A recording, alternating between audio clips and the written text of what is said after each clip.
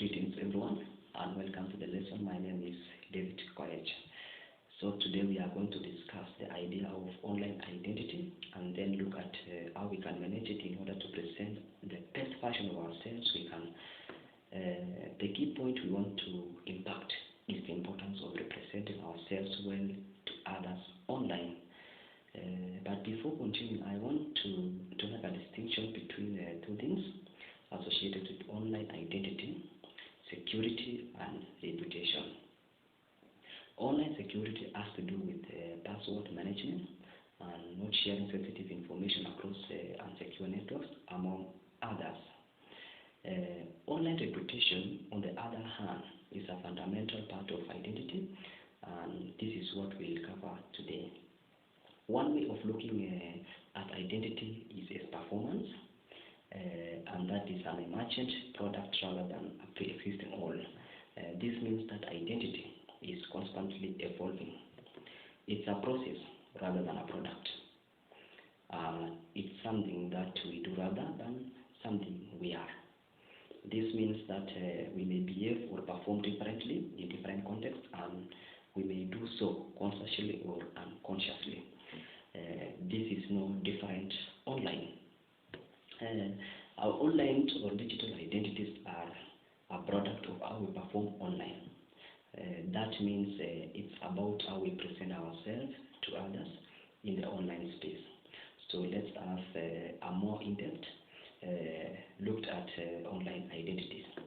A study by the Australian Communication and Media Authority suggests that there are three different types of online identities that we adopt at different times for different purposes.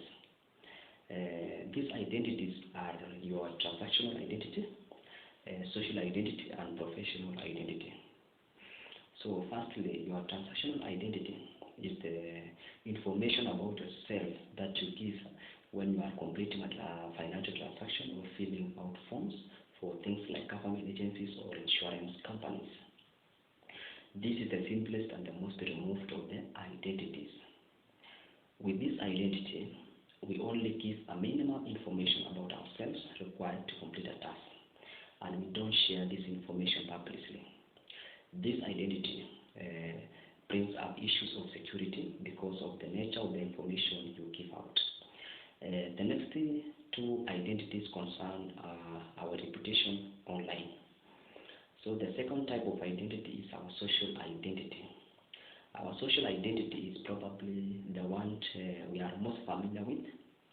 This is the person that we portray through status updates, profile pictures, the memes or new articles that we share over social network services such as Facebook or WeChat. This is the personal data we share.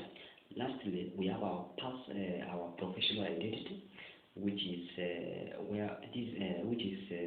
where we present a positive image of our skills, experience, or business offerings, perhaps through our own websites or websites like LinkedIn. Now that we have looked at different aspects of online identity, it's important to be aware of two characteristics of participating in the online space that influence your online identity. The first characteristic is to be aware is that the internet remembers everything. Every status update or blog post or comment you write, every photo you upload or attacked in, and every website you sign up to is tracked and recorded. And this is something referred to as a digital footprint. All of these things remembered and recorded will contribute to forming your online identity, whether you intended it or not.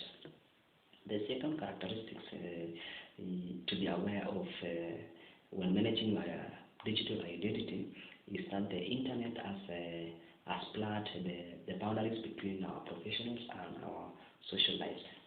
As one study put it, what was in the past unique to public figure or celebrities is now the norm for individuals. Basically, this means that previously private information about our social or own lives is entering the public sphere and can influence our professional lives and our personal lives. If the posts are on someone else's account, send them a quick email and ask them to take it down. People are generally happy to do this. Step 3 is about taking ownership of your online identity. Remember the 83% of companies that admitted to searching job applicants online. Use this to your advantage.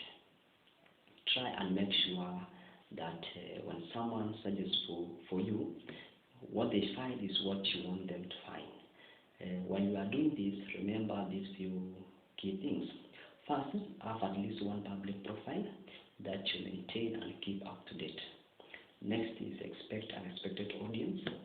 If you choose to make something public, it will be public. Everyone and anyone will have access.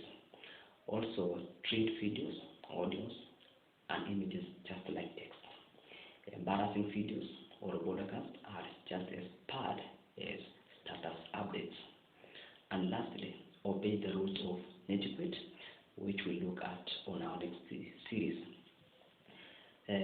So today we have looked at different aspects of your online identity and how you can manage it.